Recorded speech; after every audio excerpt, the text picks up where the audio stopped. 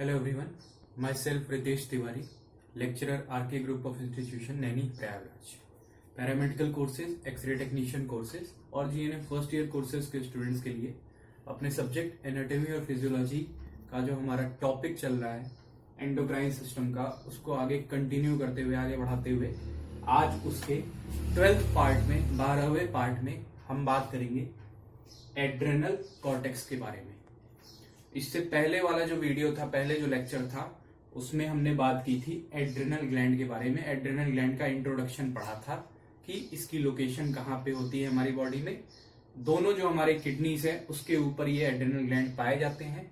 इसी पोजीशन की वजह से, इसकी लोकेशन की वजह से इसको सुप्रारीनल ग्लैंड के नाम से भी जाना जाता है और बहुत इंपॉर्टेंट ग्लैंड है एड्रेनल ग्लैंड। इसको हम लोग लाइफ सेविंग ग्लैंड के नाम से भी जानते हैं क्योंकि इसमें से जो हार्मोन्स सिक्रीट होते हैं वो इतने इंपॉर्टेंट है कि अगर उनकी एब्सेंस हो जाए हमारी बॉडी में तो हमारी डेथ भी हो सकती है 3 से 15 दिन के अंदर। तो पिछली क्लास में ही हमने देखा था कि एड्रेनल ग्लैंड जो है हमारा वो दो पार्ट में, दो हिस्सों में बटा हुआ है। एक उसका बाहर वाला पार्ट जिसको हम लोग एड्रेनल कॉर्टेक्स बोलते हैं और एक उसका अंदर वाला पार्ट जिसको हम लोग एड्रेनल मेडुला बोलते हैं। कॉर्टेक्स जो है वो ज्यादा हिस्सा बनाता है, 80% हिस्सा एड्रेनल ग्लैंड का जो है वो कॉर्टेक्स का बना होता है और 20% जो है वो केवल मेडुला का होता है।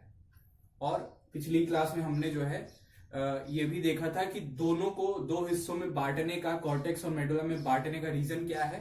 वो इसलिए कि कॉर्टेक्स जो हार्मोन सिक्रीट होते हैं वो अलग स्वभाव के, अलग नेचर के होते हैं और मेडुला से जो होते हैं वो अलग नेचर के होते हैं। कॉर्टेक्स से सिक्रीट होने वाले हार्मोन स्टेरॉइड नेचर के होते हैं, इसलिए उनको कॉर्टिकोस्टेरॉइड बोला जाता है। और मेडुला से जो सिक्रीट होते हैं वो अलग नेचर के होते हैं, इसीलिए उनको कैटिकॉल अमीन्स बोला जाता है। इतनी बात हमने जो है पिछले वीडियो में की थी।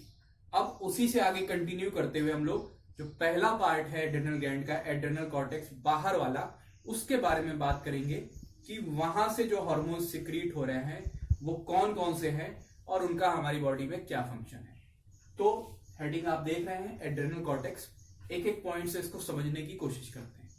पहला point, hormones of the adrenal cortex are steroids in nature, hence are called corticosteroids.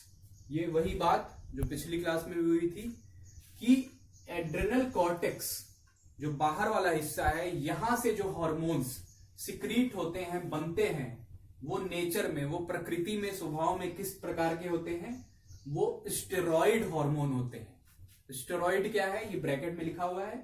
ये एक प्रकार का ऑर्गेनिक सब्सटेंस होता है जो हमारी बॉडी में नेचुरली भी बनता है। इसके अलावा आपने कई मेडिसिन भी सुनी होंगी जो स्टेरॉइड के रूप में बाहर से आर्टिफिशियल दी जाती हैं। तो ये क्या है, ये कुछ नहीं है, ये एक प्रकार का ऑर्गेनिक सब्सटेंस होता है तो जो हमारी बॉडी में फॉर्म होता है, बॉडी में नेचुरली भी बनता है। तो एड्रेनल कॉर्टेक्स से जो सिक्रीट हो रहे हैं हार्मोन, वो किस ग्रुप में, किस नेचर में आते हैं, वो स्टेरॉइड्स होते हैं। इसी वजह से जो यहां से हार्मोन सिक्रीट होते हैं उनको हम लोग कॉर्टिकोस्टेरॉइड के नाम से जानते हैं। कॉर्टिको, कॉर्टेक्स से सिक्रीट हो रहा है, इस वजह से कॉर्टिको आया, और स्टेरॉइड है इस वजह से स्टेरॉइड। तो ये कॉर्टिकोस्टेरॉइड नाम क्यों दिया गया वो आपको इस पॉइंट से क्लियर हो रहा है। अब अगला पॉइंट देखिए, based on their functions corticosteroids are classified into 3 groups. अब ये बात जो है पिछली क्लास में भी हुई थी। पिछले क्लास में जो फ्लो चार्ट आपको नीचे लास्ट में बताया गया था, उसमें बताया गया था कि जो कॉर्टिकोस्टेरॉइड है उसमें 3 ग्रुप होते हैं। वो किस आधार पर इनको बांटा जाता है, बेस्ड ऑन देयर फंक्शन, इनके काम करने के आधार पे, इनके कार्य के आधार पे कॉर्टिकोस्टेरॉइड को हम लोग 3 ग्रुप्स में बांटते हैं। 3 ग्रुप्स में उनका वर्गीकरण या क्लासिफिकेशन किया जाता है। सबसे पहला जो है नंबर 1, उसका नाम है मिनरेलोकॉर्टिकॉइड्स। दूसरा जो ग्रुप है उसका नाम है ग्लूकोकॉर्टिकॉइड्स और तीसरा जो ग्रुप है उसका नाम है सेक्स हार्मोन्स। ये 3 ग्रुप है जो कॉर्टिकोस्टेरॉइड्स के अंदर में आते हैं। अब ये तीनों ग्रुप में बांटने का रीजन क्या है, बेस्ड ऑन देयर फंक्शन, इनका काम करने का तरीका। जिस जगह पे, जहां पे जाकर के या जो वर्क इनका करते हैं उस हिसाब से इनको नाम दे दिया गया और उस हिसाब से इनको बांट दिया गया। तो ये 3 ग्रुप हैं। अब इन तीनों में भी एक एक करके हम समझेंगे कि इनमें से कौन कौन से हार्मोन्स सिक्रीट होते हैं। कल भी आपसे बात हुई थी कि मिनरलोकॉर्टिकॉइड्स, इसमें जो मेन हार्मोन था वो एल्डोस्टेरॉन होता है, इसमें जो है वो कॉर्टिसोल है, और सेक्स हार्मोन में जो है मेन हार्मोन्स थे वो टेस्टोस्टेरॉन, एस्ट्रोजन और प्रोजेस्टेरॉन थे। तो अब एक एक करके हम बात करते हैं इन तीनों ग्रुप्स की। तीनों ग्रुप्स में हम सबसे पहला ग्रुप्स लेंगे कौन सा, मिनरलोकॉर्टिकॉइड्स, और आज केवल शॉर्ट में संक्षिप्त में इसके बारे में बात करेंगे। तो ये हेडिंग आप देख रहे हैं नीचे, मिनरलोकॉर्टिकॉइड्स। एक एक पॉइंट से इसको समझने की कोशिश करते हैं कि ये क्या है। Act on the minerals particularly sodium and potassium. अब इसके नाम से ही समझ में आ रहा, मिनरेलो मतलब ये एक्ट करेगा, ये काम करेगा किसके ऊपर जाकर के, मिनरल्स में। हमारी बॉडी में जो मिनरल्स पाए जाते हैं उनके ऊपर इसका एक्शन होता है, और मिनरल्स में भी पर्टिकुलरली खास करके किन मिनरल्स पे, सोडियम और पोटेशियम। सोडियम और पोटेशियम पे जाकर के ये हमारी बॉडी के अंदर जो है उनका रेगुलेशन करना, उन पे एक्ट करने का काम है मिनरलोकॉर्टिकॉइड्स का। और अगर दोनों में भी बात की जाए तो मुख्यतः किसके ऊपर, सोडियम के ऊपर इसका ज्यादा वर्क है पोटेशियम की तुलना में। तो ये हुआ इसका एक्ट, काम करने का तरीका। Next point, mineralocorticoids are aldosterone and 11-डीऑक्सीकॉर्टिकोस्टेरॉन। अब ये जो ग्रुप है मिनरलोकॉर्टिकॉइड्स, इसके अंदर दो हार्मोन्स आते हैं। दो हार्मोन्स मिनरलोकॉर्टिकॉइड्स में है, कौन कौन से, सबसे पहला है एल्डोस्टेरॉन, और दूसरा एक और होता है, उसका नाम है थोड़ा सा बड़ा है तो तोड़ तोड़ के मैं पढ़ रहा हूं, 11-डीऑक्सीकॉर्टिकोस्टेरॉन। 11-डीऑक्सीकॉर्टिकोस्टेरॉन ये क्या है, ये भी एक स्टेरॉइड नेचर का, जो स्टेरॉइड स्वभाव का हार्मोन्स है। तो है तो दोनों ही सिक्रीट होते हैं इसमें से, लेकिन जो मेन है वो कौन सा है हमारा, एल्डोस्टेरॉन। अगले पॉइंट में देखिए वो समझ में आएगा। 90% of the mineralocorticoids activity is done by aldosterone. मतलब दोनों में से, दोनों ही मिनरलोकॉर्टिकॉइड्स में आते हैं, दोनों ही सिक्रीट हो रहे हैं यहां से, बट 90% से ऊपर जो काम जो सारा करता है वो कौन करता है, एल्डोस्टेरॉन। इसीलिए इसका ज्यादा इंपॉर्टेंस है। अब एल्डोस्टेरॉन काम कैसे करता है, किस पे एक्ट करेगा, मिनरल्स पे, सोडियम और पोटेशियम। अब क्या कराता है मिनरल्स के ऊपर हमारी बॉडी में, वो अगले पॉइंट्स में देखिए। Aldosterone is very essential for life and is usually called life saving hormones. ये बात वही शुरुआत में जो हुई थी एड्रेनल ग्लैंड के इंट्रोडक्शन में, कि एड्रेनल ग्लैंड को हम लोग लाइफ सेविंग ग्लैंड के नाम से भी जानते हैं, जीवन को बचाने वाला ग्लैंड। वो क्यों बोला जाता है, वो इन्हीं हॉर्मोन्स की वजह से। आप इसमें देखा है कि एल्डोस्टेरॉन जो है वो वेरी एसेंशियल, हमारे जीवन के लिए बहुत इंपॉर्टेंट है, लाइफ के लिए। इसी वजह से इसको लाइफ सेविंग हार्मोन भी बोला जाता है। और अगर इसका सिक्रीशन ये हमारी बॉडी में बनना बंद हो जाए या एब्सेंट हो जाए तो हो सकता है 3 से 15 दिन के अंदर हमारी डेथ भी हो जाए। तो इस तरह से हमारे लाइफ को सेव करके, प्रोटेक्ट करके रखने वाला हार्मोन है। इसी वजह से एड्रेनल ग्लैंड को लाइफ सेविंग ग्लैंड बोला जाता है। नेक्स्ट पॉइंट, अब नेक्स्ट पॉइंट देखिए, ये इंपॉर्टेंट है। Aldosterone acts on tubules of kidneys and increases reabsorption of sodium and excretion of potassium. अब बात आती है एल्डोस्टेरॉन कहां पे वर्क करता है, इसका टारगेट ऑर्गन कौन सा है हमारी बॉडी में। तो पहला जो टारगेट ऑर्गन है इसका वो कहां है, वो है हमारी किडनीज। और किडनीज पे कहां पे, किडनी की ट्यूब्यूल्स पे। ट्यूब्यूल्स के बारे में बात हुई थी पहले, जब हम लोग जो है पोस्टीरियर पिट्यूटरी पढ़ रहे थे, तो वहां से एक हार्मोन सिक्रीट हुआ था एडीएच। तो उसका भी एक्शन कहां था, किडनी की ट्यूब्यूल्स पे, DCT, PCT, loop of Henle. तो किडनीज की ट्यूब्यूल्स में जाकर के ये एल्डोस्टेरॉन एक्ट करता है, और वहां पे जाके क्या काम करता है, इंक्रीज करता है, बढ़ाता है क्या, reabsorption of sodium and excretion of potassium. Sodium को वापस बॉडी में रीएब्जॉर्ब करना, वापस से लेना, रीएब्जॉर्ब का मतलब फिर से लेना, और पोटेशियम जो बॉडी में है उसको एक्सक्रीट करना। एक्सक्रीट किसके थ्रू, यूरिन के थ्रू, हमारे पेशाब के थ्रू, क्योंकि किडनी के ट्यूब्यूल्स में होकर, ट्यूब्यूल से होकर के हमारा यूरिन फिल्टर होकर के बॉडी से बाहर एक्सक्रीट होता है। तो वहां से यूरिन में आपको पता है कि वाटर के साथ साथ क्या है, सोडियम और पोटेशियम की क्वांटिटी भी रहती है।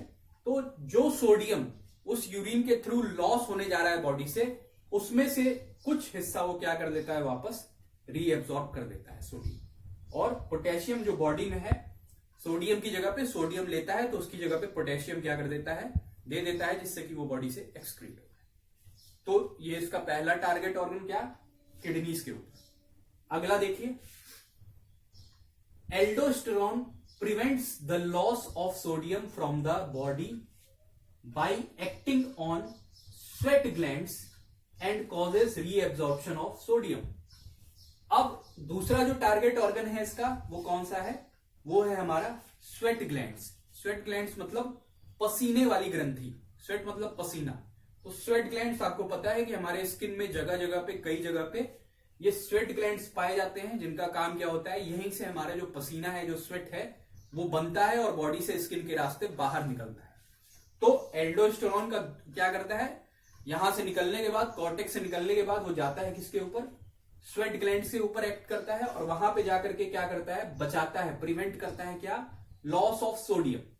आपको ये भी पता है कि जो स्वेट हम लोग, जो पसीना निकल रहा है, इसमें वाटर के साथ साथ सॉल्ट भी काफी है, सोडियम की मात्रा भी काफी होती है। तो उस पसीने से, हमारे पसीने से एक्सेस सोडियम, ज्यादा सोडियम लॉस ना हो जाए बॉडी से, इस चीज को चेक करके बचा के रखने का काम है किसका, एल्डोस्टेरोन का। तो स्वेट ग्लैंड पे जाके ही वापस क्या कराता है, रीएब्सॉर्प्शन ऑफ सोडियम। जो सोडियम बॉडी से लॉस होगा ज्यादा, उसमें से कुछ हिस्सा ये वापस रीएब्सॉर्ब कर देता है। ठीक है, तो अब दोनों में देख रहे हैं, किडनी पे भी जाकर के और स्वेट ग्लैंड पे भी इसका काम क्या है, रीएब्सॉर्प्शन ऑफ सोडियम, जिससे कि सोडियम की कमी ना हो, इम्बैलेंस ना हो बॉडी में। क्योंकि अगर सोडियम की कमी होगी तो इसके साथ साथ वाटर का इम्बैलेंस भी होगा बॉडी में, जिसकी वजह से पूरा जो बॉडी का मेटाबॉलिज्म है वो डिस्टर्ब हो जाएगा और इसी वजह से हमारी डेथ भी हो रही है। लाइफ सेविंग इसी वजह से बोला जा रहा है।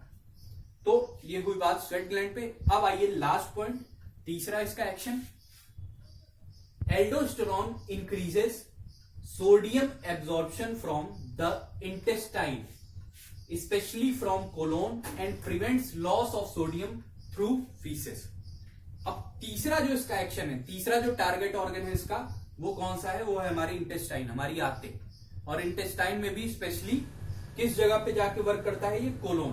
कोलोन के बारे में आपको डिटेल में लार्ज डाइजेस्टिव सिस्टम में समझाया जा चुका है। ये क्या है, एक लार्ज इंटेस्टाइन का पार्ट है।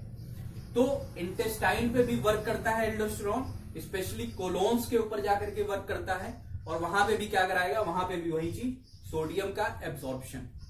ठीक है, कोलोन के रास्ते होकर के prevents loss of sodium through faeces. Faeces मतलब जो स्टूल है, जो हमारा लैट्रिन है, जो एक्सक्रीशन हम लोग कर रहे हैं खाने पीने के बाद, भोजन पचने के बाद, बॉडी से जो फीसेस बाहर जा रहा है रेक्टम के एनस के रास्ते, वहां से, उसमें भी क्या है, वहां से भी सोडियम का लॉस होता है बॉडी में।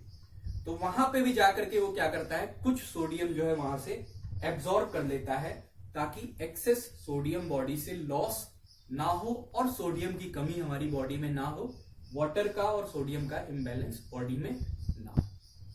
तो ये हुई बात मिनरलोकॉर्टिकॉइड्स और उसका मेन हार्मोन एल्डोस्टेरोन की। उसका एक्शन आपने देखा कि कैसे वो सोडियम और पोटेशियम का जो है उन पे एक्ट करता है और उनके चेक करता है, रेगुलेशन करता है उनकी क्वांटिटी को। किडनीज, स्वेट ग्लैंड्स और इंटेस्टाइन पे इसका मेन वर्क है। तो आज के लिए इतना ही। अभी ये पहला ग्रुप हुआ है किसका, कॉर्टेक्स से सिक्रीट होने वाला हार्मोन मिनरलोकॉर्टिकॉइड्स। अब इसी तरह करके जो अगला वीडियो आएगा, अगला लेक्चर आएगा, उसमें हम लोग बात करेंगे अगले ग्रुप की, ग्लूकोकॉर्टिकॉइड्स। तो इसको ध्यान से समझिए, पढ़िए, और भी जगह से इसको देखने की कोशिश करिए, और भी कोई पॉइंट हो तो उसको और अच्छे से